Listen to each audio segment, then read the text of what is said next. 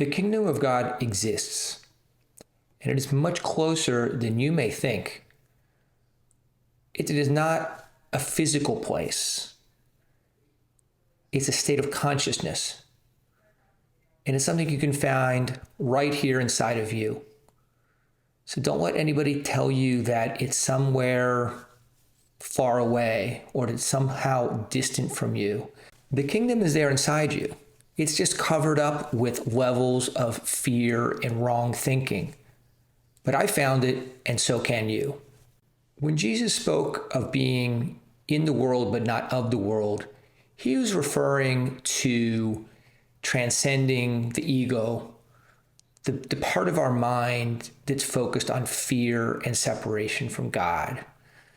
And so there's a whole way of understanding Jesus' teachings as a way to find our way back home, back to our real self, back to that place where we rediscover the divinity within ourselves, where we discover that divine part of ourselves. These layers are what we commonly consider the fall of man, where we go into a state of thinking, of believing in good and evil. But the real split is between love and fear. And so when we learn to think differently, when we learn to reprogram our mind and to always choose love, then we peel away those layers. And what we find within is that kingdom. Others would call it enlightenment, salvation, but it's the same concept.